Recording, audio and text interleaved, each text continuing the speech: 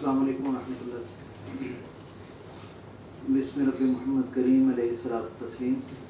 سادات کرام سمیت سارے صاحبان علم کی اجازت کے ساتھ میں یہ چاہوں گا کہ آغاز کلام پر ایک مرتبہ جیسے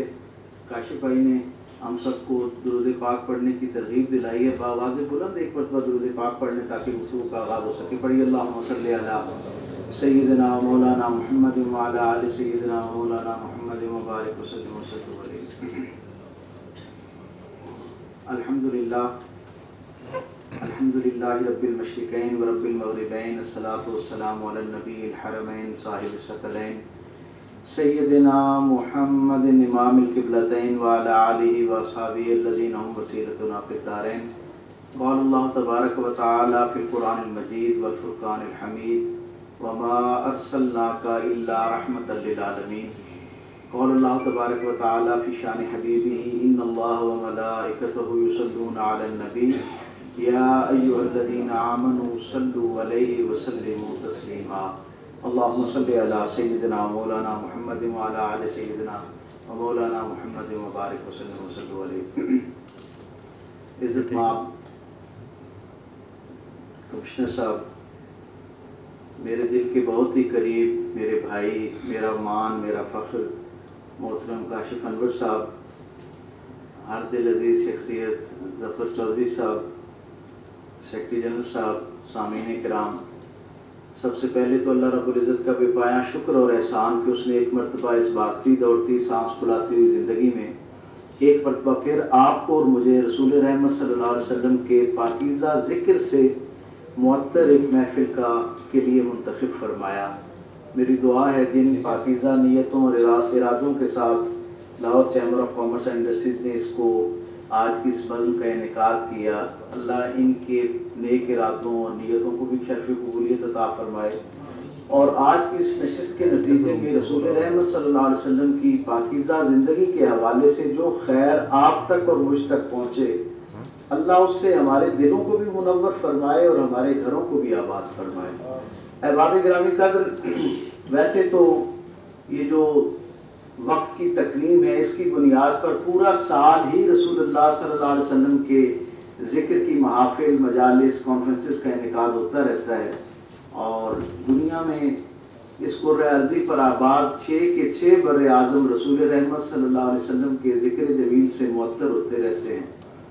لیکن ربیع الاول ایک ایسا عظیم الشان حضور کے ذکر سے وابستہ مہینہ ہے کہ اس کے آتے ہی حضور کا تذکرہ، حضور کی زندگی، حضور کے احوال، حضور کے خصائل، فضائل، خصائص، ان کی اتنی تفصیل کے ساتھ گفتگو ہوتی ہے کہ اگر میں یہ کہوں کہ ربیع الاول رسول رحمت صلی اللہ علیہ وسلم کے ذکر کا موسم بہار ہے تو شاید غلط نہ ہوگا۔ ہم یہ دیکھتے ہیں کہ سب سے زیادہ اس مہینے کے اندر حضور کی زندگی جو ہے اسے حضور کی آمد سے لے کے حضور کی وصال تک کا جتنا سفر ہے اس پر گفتگو ہوتی ہے، اور یقیناً یہ ایک ایسا عظیم الشان مہینہ ہے، اور اس کی نسبت کیونکہ رسول اللہ صلی اللہ علیہ وسلم کے ساتھ ہے۔ ظفر چودھری صاحب کو یاد ہوگا کل رات کی نشست میں نے کسی تقریب میں ربیع الاول کے ساتھ جو رسول رحمت صلی اللہ علیہ وسلم کی 5 منفرد نسبتیں ہیں ان کے اوپر گفتگو کی تھی۔ آج اسی سلسلہ کلام کو تھوڑا سا آگے بڑھاتے ہیں کہ یہ جو ربیع الاول ہے اس میں ایک ایسی عظیم الشان ہستی کی آمد ہوئی جس نے انسانی تاریخ کو سب سے زیادہ متاثر کی ہے، اور یہ بات میں اس لیے نہیں کہہ رہا کہ میں حضور کی محبت سے وابستہ ہوں، حضور کی اعلانیہ غلامی کا جو ہے وہ اعلان کیا کرتا ہوں، یا آپ سب کے دل رسول رحمت کی محبت میں مہکتے رہتے ہیں، بلکہ دنیا کے سارے غیر متاثر تجزیہ نگار اس بات پر متفق ہیں۔ ہر زمانے میں اللہ کے جو پسندیدہ لوگ ہیں ان کی یہ ذمہ داری رہی کہ انہوں نے اپنے معاشروں کو خیر کی طرف پیش قدمی میں معاونت کی، رہنمائی کی، ان کو راستہ دکھایا، لیکن جس انداز میں میرے کریم رسول نے اپنی زندگی میں انسانوں کے لیے ایک ایسی ہدایت کامل اور ایسا صراط مستقیم جو ہے اس کی بنیاد فراہم کی کہ رہتی دنیا تک شاید ہی کوئی اس کی دوسری مثال جو ہے وہ پیش کی جا سکے۔ احباب گرامی قدر، جب ہم حضور کی ولادت کے حوالے سے سوچتے ہیں نا تو کم از کم میں ایک سیرت کے طالب علم کے طور پہ میرا جو پہلا تاثر میرے پردہ خیال کے اوپر نمودار ہوتا ہے وہ یہ ہے کہ ایک عجیب معاملہ ہے احباب گرامی کا. اللہ نے انسانی تاریخ کا جو سب سے بدترین معاشرہ تھا، سب سے بدترین معاشرہ، اس میں اپنا سب سے بہترین رسول بھیجا. یعنی اپنی اخلاقی اقدار کے اعتبار سے، اپنی تمدنی تہذیبی اقدار کے اعتبار سے وہ معاشرہ شاید سب سے کمزور معاشرہ تھا، جس میں سب سے مضبوط کردار والے رسول کو اللہ نے بھیجا. یہ ایسا معاشرہ ہے، ذرا تصور کیجئے کہ اس کی ذہنی پستی کا کیا عالم ہے، ان کے کردار کی کثافت کا کیا عالم ہے. یہ وہ معاشرہ ہے احباب کہ جس میں ایک غلام اپنے بچے کو گھر سے باہر نکالتے وقت نا پہلے گلی میں کھڑے ہو کر دیکھتا تھا کہ میرا مالک اس گلی سے گزر تو نہیں رہا، کسی اور قبیلے کا کوئی سربراہ اس گلی سے نہیں گزر رہا، کہیں ایسا نہ ہو کہ اس کے گزرتے وقت میرے بچے کا اس کے ساتھ سامنا ہو اور بچہ اپنی معصومیت میں کوئی غیر ذمہ دارانہ حرکت کر بیٹھے جو اس کی طبیعت پر ناگوار گزرے اور پھر ہمارے پورے خاندان کے لیے ایک لازوال مشقت کا اور اذیت کا اور عذاب کا ذریعہ بن جائے. ایسا معاشرہ، یہ اسی مکے کی میں بات کر رہا ہوں جہاں حضور تشریف لائے، جہاں غلام اپنے بچے کو باہر نہیں لا سکتا تھا. اسی مکے کی آنکھوں نے پھر تاریخ کے پردوں پر یہ منظرنامہ بھی محفوظ کیا کہ 8 ہجری کو جب میرے کریم آقا مکے میں فتح مکہ کے دن داخل ہو رہے تھے نا تو وادی ذی القوا سے جس سواری پر حضور تشریف لا رہے تھے، اس سواری کے اوپر جب عرب و عجم کی نگاہیں رسول رحمت صلی اللہ علیہ وسلم کی سواری کی طرف تھی، وہ جو 10,000 مکے کے اپنے رہنے والے تھے، 10,000 حضور کے ساتھ مدینے سے آئے ہوئے تھے، 2,000 جو درمیان میں حضور کے ساتھ ملے تھے، یہ سارے لوگ اس ایک سواری کی طرف اپنی آنکھوں کو دل بنائے ہوئے جمائے ہوئے تھے. اور کیا دیکھتے ہیں کہ وہ مکہ جہاں پہ غلام اپنے بچے کو باہر نہیں لا سکتا تھا نا، اسی مکے نے یہ منظر دیکھا کہ رسول رحمت کی اس سواری کے اوپر، ناکہ مبارک کے اوپر، اونٹنی مبارک کے اوپر ایک نک کٹے حبشی غلام حضرت زید کے صاحبزادے اسامہ بن زید حضور کے ساتھ تشریف فرما. میرے کریم آقا نے اس درجے کی عزت عطا کی. اور یہ میں ہمیشہ یہ کہا کرتا ہوں کہ یہ جو سفر ہے نا حضور کا، جو مدینے کے اندر مکے کے اندر داخلہ ہے، اس قافلے کے اندر اسامہ بن زید حضور کی سواری پر ہیں اور حضور کے اپنے شہزادے حضرات اصلین کریمین جو ہیں وہ بھی اسی قافلے کا حصہ ہیں، لیکن وہ پچھلی سواریوں پر ہیں. تو حضور اپنے شہزادوں کو پچھلی سواریوں پر اپنے ساتھ سفر کروا رہے ہیں اور ایک نک کٹے حبشی غلام کے بیٹے کو اپنے ساتھ. اور تاریخ کے سارے مورخین اور سیرت نگاروں نے یہ بات لکھی کہ وہ اسامہ بن زید وہ چھوٹا بچہ رسول اللہ صلی اللہ علیہ وسلم کے ساتھ اٹکیلیاں کرتا ہوا نظر آتا ہے اور میرے کریم آقا اس کی ناز برداری کرتے ہوئے نظر آتے ہیں. تاریخ میں کسی فاتح کو اس انداز میں اپنے ساتھ وابستہ جو محکوم قوتیں ہیں ان کی دلجوئی کرتے ہوئے کوئی منظرنامہ تاریخ کے اندر دوسرا محفوظ نظر نہیں آتا. یہ کیسے عظیم الشان رسول کی آمد ہے. میں مکے کا منظرنامہ آپ کے ساتھ شیئر کر رہا ہوں تو مجھے ایک اور بات یاد آ گئی کہ یہ وہ مکہ ہے جس کا عالم یہ ہے کہ اگر کوئی غلام اپنے مالک کے سامنے اس کی گفتگو کے دوران اس کی گفتگو کاٹ دے نا، اس کی ناک کاٹ دی جاتی تاکہ رہتی زندگی تک وہ جہاں سے گزرے لوگوں کو پتہ چلے کہ اس کا مالک اس سے ناراض ہوا تھا، اس نے اپنے مالک کی بے ادبی کی. ایسا کبر سے بھرپور معاشرہ، ایسا تکبر سے بھرپور معاشرہ. اسی معاشرے نے پھر فتح مکہ والے دن یہ منظر بھی دیکھا کہ میرے کریم آقا صلی اللہ علیہ وسلم جس وقت سب کے لیے اعلان برات کر چکے نا، سب کے لیے رحمت کا پیغام دے چکے، گویا مکے میں ایک دائمی امن کی نوید پھیل لی. سب نے سکھ کا سانس لیا. وہ جو دشمن تھے انہوں نے بھی اور جو حضور کے ساتھ تھے انہوں نے بھی ایک عجیب طرح کی سرشاری میں اپنے آپ کو محسوس کیا اور سب نے دیکھا کہ رسول رحمت صلی اللہ علیہ وسلم اس تاریخ ساز رجحان ساز لمحے میں خانہ کعبہ کے اندر داخل ہونے جا رہے.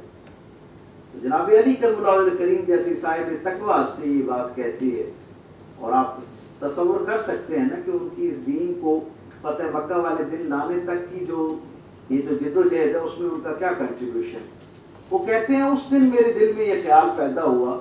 رسول رحمت خانہ کعبہ کے اندر داخل ہونے جا رہے ہیں. کیا ہی اچھا ہو اگر آج اللہ کے رسول صلی اللہ علیہ وسلم مجھے اپنے ساتھ مکے کعبے کے اندر داخل کر لیں، تاکہ جب تک یہ منظرنامہ تاریخ کے صفحات پر محفوظ رہے. حضور کے ساتھ وہ جو فتح مکہ والے دن پہلا بندہ حضور کے ساتھ مکے میں کعبے میں داخل ہو، وہ علی بن ابی طالب ہو. میری یہ خواہش تھی کہتے ہیں، اور کہتے ہیں مجھ جیسے بہت سارے اور لوگوں کی بھی یہی خواہش تھی کہ آج اللہ کے رسول یہ لافانی عزت کے لیے مجھے منتخب کریں. لیکن تاریخ یہ بتاتی ہے کہ میرے کریم آقا جن کی نشست برخاست کی طرف اصحاب رسول کا دل جو ہے وہ جڑا ہوا تھا، میرے کریم آقا صلی اللہ علیہ وسلم نے اپنے اصحاب پر نگاہ ڈالی اور کہا کہ بلال بن رباح کہاں پر ہے، حضرت بلال حبشی کہاں پر ہے. انہیں بلایا گیا اور تاریخ بتاتی ہے کہ حضور کے ایک ہاتھ میں ایک اور غلام اور ایک ہاتھ میں بلال حبشی کا ہاتھ تھا، اور حضور ان دونوں کو لے کر کعبے کے اندر داخل ہو رہے ہیں. یہ جو اپنے معاشرے کے اندر عزت کی تقسیم ہے، یہ جو عزت کی اثر نو ترتیب ہے. ہم بھی ایک معاشرے میں رہتے ہیں اور ہمارے ہاں بھی عزت کے مختلف معیارات ہیں. ہم سب کو ماہ میلاد میں جہاں رسول اللہ صلی اللہ علیہ وسلم کی نسبت اور تعلق سے حضور کی آمد کی خوشی کا اظہار کرنا چاہیے، حضور کی نسبت اور تعلق سے محافل کا انعقاد کرنا چاہیے، محافل نعت ہوں، سیرت کانفرنسز ہوں. یہ سارا عمل بڑا خیر پر مبنی ہے، اور اگر اس نے نیت کے ساتھ کیا جائے تو یقیناً عند اللہ معجور ہونے کی امید، اللہ کی طرف سے اجر کی امید رکھنی چاہیے. لیکن احباب گرامی قدر، یہ ساری مشق بنیادی طور پر سفر ہے، منزل نہیں ہے. منزل یہ ہے عمومی طور پر سال بھر یہ جو ایکٹیویٹی ہوتی ہے، اور بالخصوص ماہ میلاد میں یہ جو ایکٹیویٹی ہوتی ہے، صاحبان خیال نے ہمیں یہ بتایا کہ ان کی دو بنیادی مقاصد ہیں جن کی وجہ سے یہ محافل ہوتی ہیں. گویا اگر یہ دو مقاصد پورے ہو رہے ہیں تو پھر ہم ان تقریبات کا، ان محافل کا حق ادا کر رہے ہیں، اور اگر یہ دو مقاصد پورے نہیں ہو رہے تو پھر ہمیں اثر نو اپنی عقیدتوں کا دوبارہ سے تجزیہ کرنا چاہیے کہ کیا ہماری محبت اس صحیح سمت میں ہے جس کا کوئی نتیجہ برآمد ہوتا ہے. صاحبان خیال بتاتے ہیں کہ ان محافل کے دو بنیادی مقاصد میں پہلا مقصد یہ ہے کہ ہماری جو نوجوان نسل ہے، جو نو مولود نسل ہے، جو نوخیز نسل ہے، جو ابھی ایک میچورٹی کے فیز میں داخل ہونے جا رہی ہے، عمر کا وہ حصہ جب یادداشت پختہ ہونا شروع ہوتی ہے، اس عمر کا، اس ایج گروپ کا جو بچہ ہے، اسے رسول اللہ صلی اللہ علیہ وسلم کی آمد اور آپ کی اہمیت سے آگاہ کیا جائے. پہلا مقصد یہ ہے. اور دوسرا مقصد یہ ہے کہ اس بچے سمیت معاشرے کے سارے افراد کو رسول اللہ صلی اللہ علیہ وسلم کی پاکیزہ زندگی کے بارے میں جانکاری دی جائے، حضور کی زندگی کے ساتھ ایسے متصل کیا جائے تاکہ اس کے لیے عمل کرنا آسان ہو جائے. ماہرین نفسیات بتاتے ہیں نا کہ جب کسی چیز کو جاننے کے مرحلے پہ انسان پہنچتا ہے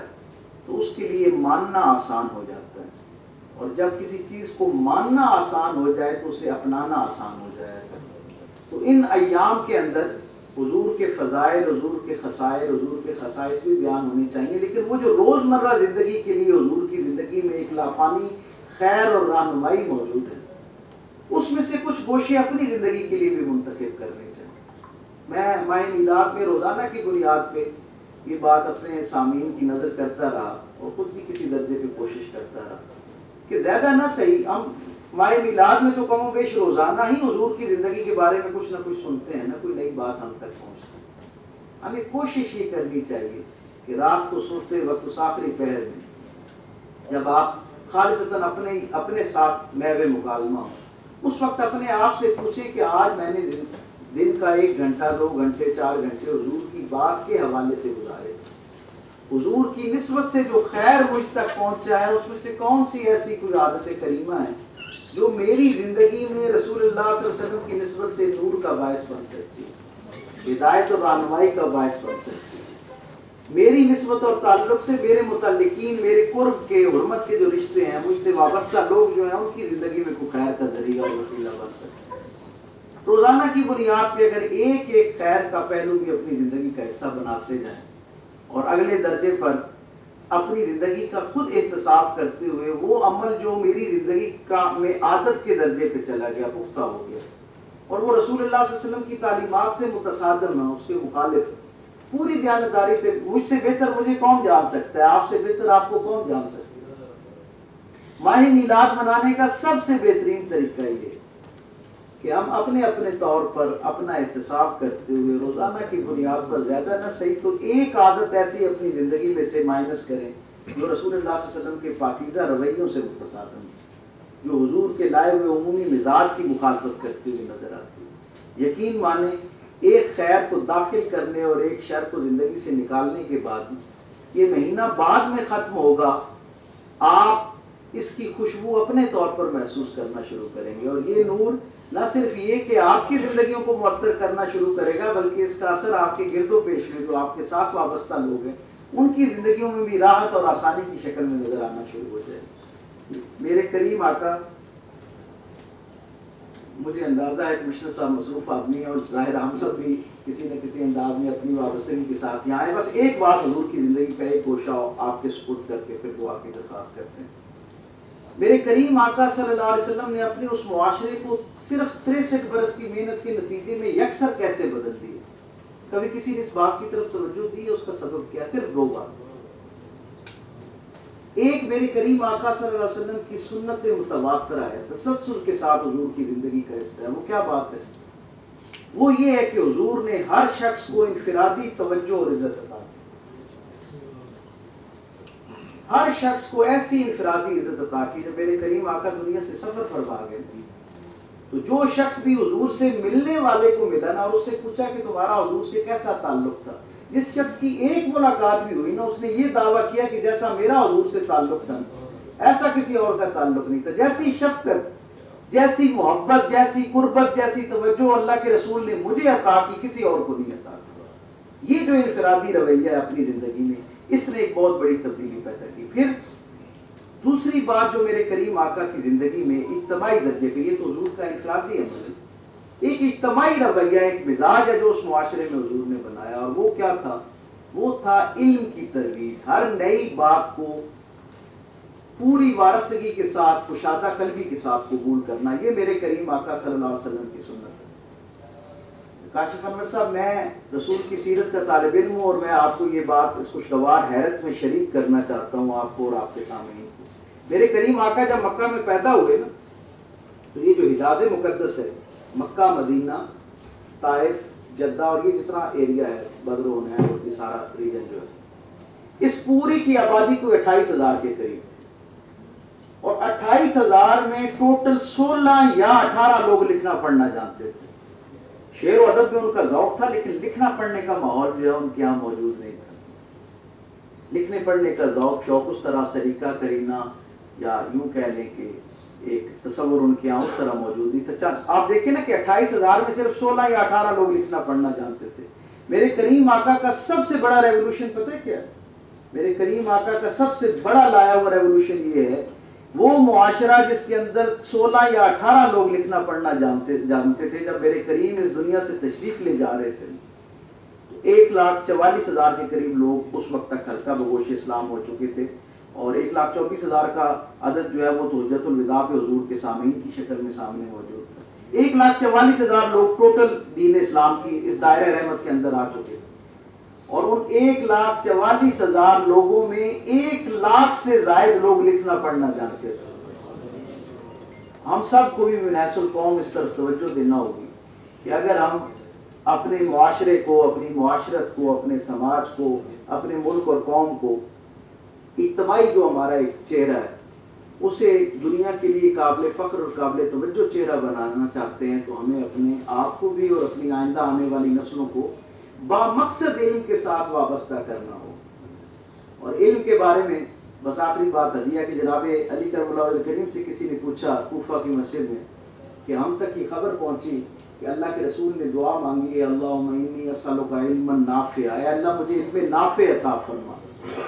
کہا ہم تو ہر علم کو علم نافع سمجھتے تھے، ہر علم نفع دینے والا ہے۔ یہ دعا پہنچی تو ہم کھٹک گئے، ہم حیران ہو گئے کہ کوئی علم نافع کی دعا مانگنے کا مطلب یہ ہے کہ کوئی علم غیر نافع بھی ہوگا نا، تو یہ علم غیر نافع کون سا ہوتا ہے؟ تو جناب علی کرم اللہ وجہ کریم نے ایک فکرے میں رہتی دنیا کے آنے والے آخری انسان تک کے لیے علم کے حوالے سے ایک ایسا لافانی نور سپرد کیا ہے کہ اگر رہتی دنیا تک سارے لوگ اس سے محظوظ اور مستفید ہوتے رہیں تب بھی اس کی روشنی کم نہیں ہوتی. آپ نے فرمایا ہر وہ علم جو حاصل کرنے کے بعد آپ کے علم میں اضافہ ہو وہ علم خیر ہے، اور ہر وہ علم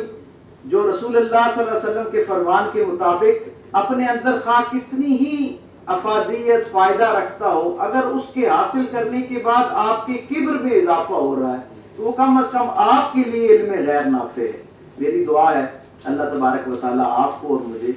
علم نافع عطا فرمائے، اور اس علم نافع کو رسول اللہ صلی اللہ علیہ وسلم کی پسندیدہ سنت کے طور پر اپنے بعد آنے والوں کو منتقل کرنے کی توفیق عطا فرمائے. یا رب بالمصطفیٰ بلغ مقاصدنا واغفر لنا ما مضى یا واسع الکرم. مولا صلی وسلم دائما ابدا علی حبیبک خیر الخلق کلہم.